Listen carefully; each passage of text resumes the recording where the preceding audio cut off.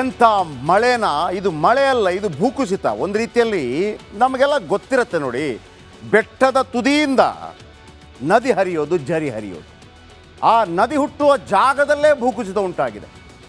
ನದಿ ಹುಟ್ಟುವ ಜಾಗದಲ್ಲೇ ಬಹುಶಃ ನದಿಯೇ ಒಂದು ರೀತಿಯಲ್ಲಿ ದಿಕ್ಕು ಬದಲಿಸುವಂಥ ಸಾಧ್ಯತೆ ಇದೆ. ವಯನಾಡು ಹಚ್ಚ ಹಸಿರಿನ ಪ್ರದೇಶ. ವಯನಾಡು ಭಾಳ ಫೇಮಸ್ ಆಗಿದ್ದು, ಮತ್ತು ಕೂಡ ಯಾವಾಗ ರಾಹುಲ್ ಗಾಂಧಿ ಅವರು ಕಳೆದ ಬಾರಿ ಗೆದ್ದರು, ಈ ಬಾರಿ ಕೂಡ ಗೆದ್ದಿದ್ರು, ನಂತರ ರಾಜೀನಾಮೆ ಕೊಟ್ಟರು, ನಾಳೆ ಬರ್ತಾರಂತೆ ಅಲ್ಲಿಗೆ. ವಯನಾಡಿಗೆ ಅನೇಕರು ಪ್ರವಾಸಕ್ಕಾಗಿ ಹೋಗ್ತಾರೆ. ನಮ್ಮ ಕರ್ನಾಟಕದ ಚಾಮರಾಜನಗರದಿಂದ ಹೋಗಿದ್ದಾರೆ, ಡೆಲ್ಲಿ ಮೂಲದವರು ಹೋಗಿದ್ದಾರೆ, ಕನ್ನಡದವರು ಒಂದು 10-16 ಮಂದಿ ಕಾಣೆಯಾಗಿದ್ದಾರೆ ಅನೇಕರು. ಈ ಎಲ್ಲ ಜಾಗ ಇದೆಯಲ್ಲ, ಇದೆಲ್ಲ ಕೂಡ ಪಶ್ಚಿಮ ಘಟ್ಟ, ವೆಸ್ಟರ್ನ್ ಘಾಟ್ಸ್. ಕೇರಳದಿಂದ ಶುರುವಾದ ಈ ಪಶ್ಚಿಮ ಘಟ್ಟ ಇದೆಯಲ್ಲ, ಹೋಗಿ ಹೋಗಿ ಹೋಗಿ ಹೋಗಿ ಹೋಗಿ ಮಹಾರಾಷ್ಟ್ರ ಹೋಗಿ, ಮಹಾರಾಷ್ಟ್ರ ಆದ ನಂತರ ನಿಮಗೆ ಗುಜರಾತ್ ತನಕ ಹೋಗುತ್ತೆ ಪಶ್ಚಿಮ ಘಟ್ಟ. ಆದರೆ ಮಣ್ಣಿನ ವೈಖರಿಗಳೆಲ್ಲ ಚೇಂಜ್ ಆಗ್ತಾ ಹೋಗುತ್ತೆ. ಅರ್ಥ ಆಯ್ತಾ ನಿಮಗೆ? ಬನ್ನಿ, ಯಾಕೆ ಈ ಥರ ಗುಡ್ಡ ಕುಸಿತಾ ಇದೆ? ಗುಡ್ಡದ ಭೂತ ಹಸಿರನ್ನೇ ಹೊದ್ದು ಮಲಗಿದೆ ಕೇರಳದ ವಯನಾಡು, ಕುಟ್ಟನಾಡು, ಹೀಗೆ ಹೆಸರುಗಳಿದೆ ಅಲ್ಲಿಗೆ. ಇಲ್ಲೆಲ್ಲ ಸಂಜೆ 5 ಗಂಟೆಗೆಲ್ಲ ಒಂದು ರೀತಿಯಲ್ಲಿ ಮಡಿಕೇರಿ ಥರ ಆಗಿಬಿಡುತ್ತೆ, ಕತ್ತಲಾವರಿಸ್ಬಿಡುತ್ತೆ, ಫುಲ್ ಮಂಜು ಇರುತ್ತೆ. ಅದ್ಭುತವಾದಂಥ ಗ್ರೀನರಿ, ಬೆಟ್ಟ ಗುಡ್ಡ. ನಮ್ಮ ಬೆಂಗಳೂರಲ್ಲಿರುವಂಥವ್ರಿಗೆ ಈ ಪ್ರದೇಶಗಳೆಲ್ಲ ಇದೆಯಲ್ಲ ಸ್ವರ್ಗ ಸಮಾನ. ನಿಮಗೆ ಕಾಶ್ಮೀರಕ್ಕೆ ಹೋದರೆ ಹೇಗೆ ಐಸ್ ಕಾಣ್ತಾ ಇರುತ್ತೋ, ಇಲ್ಲಿ ಪಚ್ಚೆ ಕಾಣ್ತಾ ಇರುತ್ತೆ, ಹಸಿರು ಕಾಣ್ತಾ ಇರುತ್ತೆ. ಎಂಥ ಹಸಿರು ಅಂತಂದರೆ ಅತ್ಯಂತ ಅದ್ಭುತವಾದಂಥ ಹಸಿರು ಬಣ್ಣ. ಆದರೆ ಈ ಭಾಗದಲ್ಲಿ ಪಶ್ಚಿಮ ಘಟ್ಟದ ಈ ಮಣ್ಣು ಅಷ್ಟೊಂದು ಗಟ್ಟಿ ಮಣ್ಣಲ್ಲ. ಅದೇ ಕಾರಣಕ್ಕೆ ಇಲ್ಲಿ ಪದೇ ಪದೇ ಭೂಕುಸಿತ ಉಂಟಾಗತ್ತೆ. ವಯನಾಡು ಜಿಲ್ಲೆಯಲ್ಲಿ ಮುಂಡಕ್ಕೈ ಅಂತ ಬರುತ್ತೆ, ಚೂರಲ್ಮಲ ಅಂತ ಬರುತ್ತೆ. ಈ ಎಲ್ಲ ಭಾಗದಲ್ಲಿ ಅಂದರೆ ಅಟ್ಟಮಾಲ ಮತ್ತು ನೂಲ್ಪುಜಾದಲ್ಲಿ ಭೂಕುಸಿತ ಸಂಭವಿಸಿದೆ. ಹೆಂಗೆ ನೋಡಿ, ಎಲ್ಲ ಮಲಗಿದಲ್ಲಿಗೆ ಗೊತ್ತೇ ಇಲ್ಲ ಕೆಲವರಿಗೆ. ತಡರಾತ್ರಿ 1 ಗಂಟೆ ಸುಮಾರಿಗೆ ದೊಡ್ಡ ಶಬ್ದ ಕೇಳಿ ಬಂದಿದೆ, ದೊಡ್ಡ ಶಬ್ದ. ಅಂದರೆ ನಿಮ್ಗೆ ಹೆಂಗೆ ಅಂತಂದರೆ, ದೊಡ್ಡ ಬೆಟ್ಟ ವೀಕ್ಷಕರೇ, ಆ ಬೆಟ್ಟದ ಮಧ್ಯದಿಂದ ಆ ನದಿ ಹುಟ್ಟತ್ತೆ. ಆ ನದಿ ಹುಟ್ಟಬೇಕಾದ ಜಾಗದ ಇಡೀ ಬೆಟ್ಟವೇ ಕೆಳಗೆ ಬಿದ್ದಿದೆ. ಹೆಂಗಿರಬೇಡ, ಜನರು ಮನೆಯಿಂದ ಆಚೆ ಓಡೋಡಿ ಬರ್ತಾರೆ. ಅಂದರೆ ನಿಮಗೆ ಗುಡ್ಡ ಕುಸಿಯಿತು. ಈಗ ಶಿರೂರಲ್ಲಿ ಏನಾಯಿತು, ಶಿರೂರಲ್ಲಿ ನೀರಿನ ಸಮೇತ ಗುಡ್ಡ ಕುಸಿದದ್ದಲ್ಲ, ಕೇವಲ ಗುಡ್ಡ ಕುಸಿಯಿತು, ಜಾರ್ತು ಗಂಗಾವಳಿ ನದಿಗೋಯ್ತು.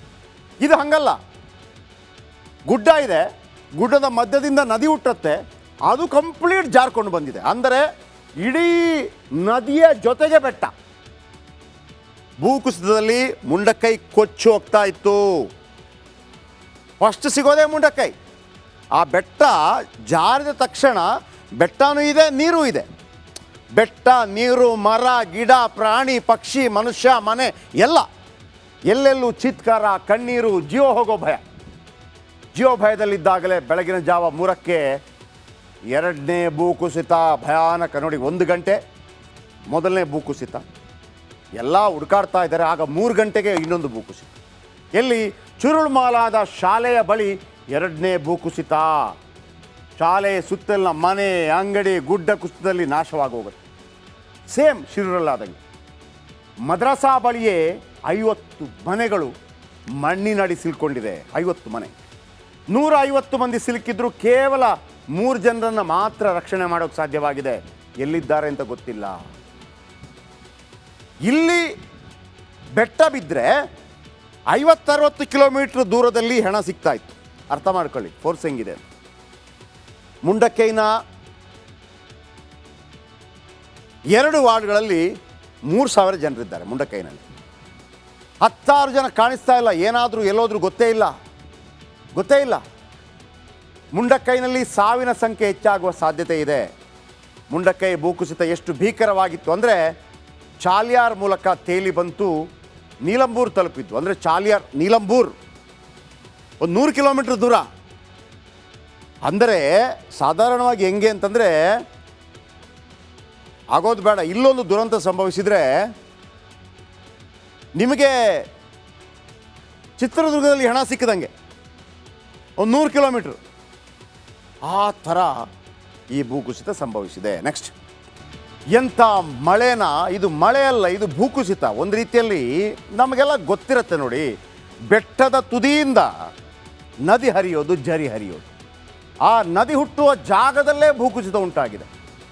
ನದಿ ಹುಟ್ಟುವ ಜಾಗದಲ್ಲೇ ಬಹುಶಃ ನದಿಯೇ ಒಂದು ರೀತಿಯಲ್ಲಿ ದಿಕ್ಕು ಬದಲಿಸುವಂಥ ಸಾಧ್ಯತೆ ಇದೆ. ವಯನಾಡು ಹಚ್ಚ ಹಸಿರಿನ ಪ್ರದೇಶ. ವಯನಾಡು ಭಾಳ ಫೇಮಸ್ ಆಗಿದ್ದು, ಮತ್ತು ಕೂಡ ಯಾವಾಗ ರಾಹುಲ್ ಗಾಂಧಿ ಅವರು ಕಳೆದ ಬಾರಿ ಗೆದ್ದರು, ಈ ಬಾರಿ ಕೂಡ ಗೆದ್ದಿದ್ರು, ನಂತರ ರಾಜೀನಾಮೆ ಕೊಟ್ಟರು, ನಾಳೆ ಬರ್ತಾರಂತೆ ಅಲ್ಲಿಗೆ. ವಯನಾಡಿಗೆ ಅನೇಕರು ಪ್ರವಾಸಕ್ಕಾಗಿ ಹೋಗ್ತಾರೆ. ನಮ್ಮ ಕರ್ನಾಟಕದ ಚಾಮರಾಜನಗರದಿಂದ ಹೋಗಿದ್ದಾರೆ, ಡೆಲ್ಲಿ ಮೂಲದವರು ಹೋಗಿದ್ದಾರೆ, ಕನ್ನಡದವರು ಒಂದು 10-16 ಮಂದಿ ಕಾಣೆಯಾಗಿದ್ದಾರೆ ಅನೇಕರು. ಈ ಎಲ್ಲ ಜಾಗ ಇದೆಯಲ್ಲ, ಇದೆಲ್ಲ ಕೂಡ ಪಶ್ಚಿಮ ಘಟ್ಟ, ವೆಸ್ಟರ್ನ್ ಘಾಟ್ಸ್. ಕೇರಳದಿಂದ ಶುರುವಾದ ಈ ಪಶ್ಚಿಮ ಘಟ್ಟ ಇದೆಯಲ್ಲ, ಹೋಗಿ ಹೋಗಿ ಹೋಗಿ ಹೋಗಿ ಹೋಗಿ ಮಹಾರಾಷ್ಟ್ರ ಹೋಗಿ, ಮಹಾರಾಷ್ಟ್ರ ಆದ ನಂತರ ನಿಮಗೆ ಗುಜರಾತ್ ತನಕ ಹೋಗುತ್ತೆ ಪಶ್ಚಿಮ ಘಟ್ಟ. ಆದರೆ ಮಣ್ಣಿನ ವೈಖರಿಗಳೆಲ್ಲ ಚೇಂಜ್ ಆಗ್ತಾ ಹೋಗುತ್ತೆ. ಅರ್ಥ ಆಯ್ತಾ ನಿಮಗೆ?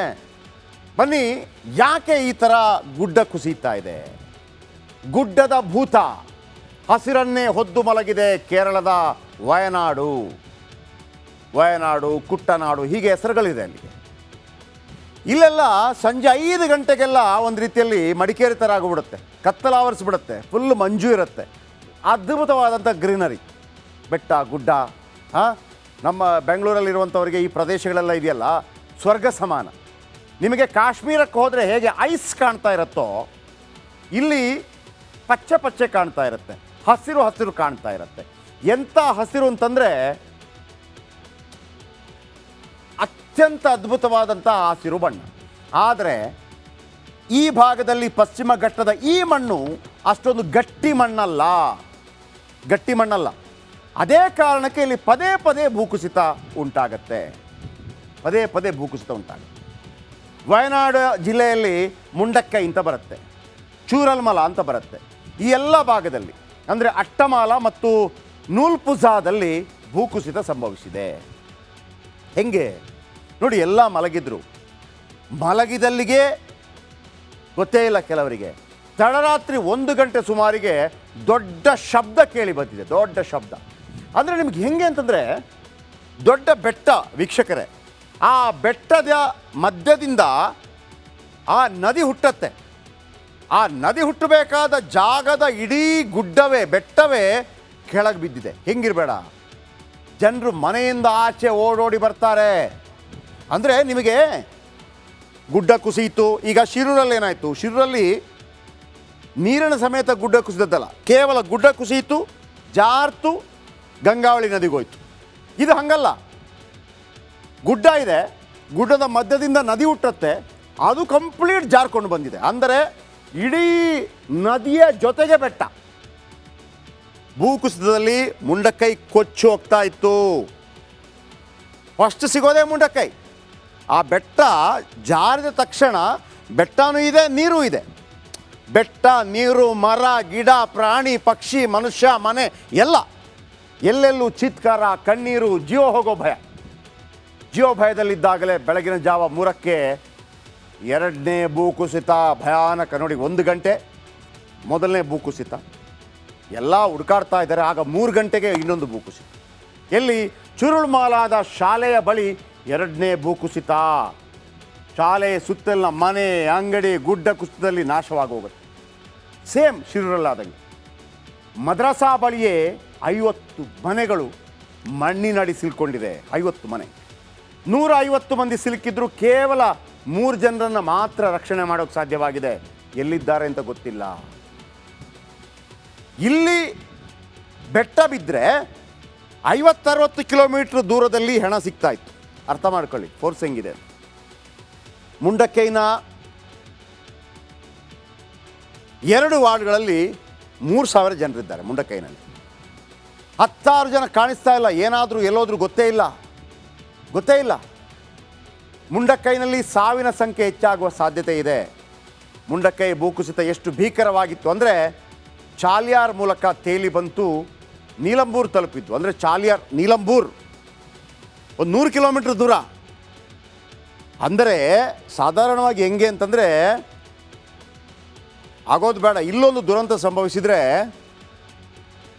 ನಿಮಗೆ ಚಿತ್ರದುರ್ಗದಲ್ಲಿ ಹೆಣ ಸಿಕ್ಕದಂಗೆ ಒಂದು 100 ಕಿಲೋಮೀಟ್ರ್ ಆ ಥರ ಈ ಭೂಕುಸಿತ ಸಂಭವಿಸಿದೆ. ನೆಕ್ಸ್ಟ್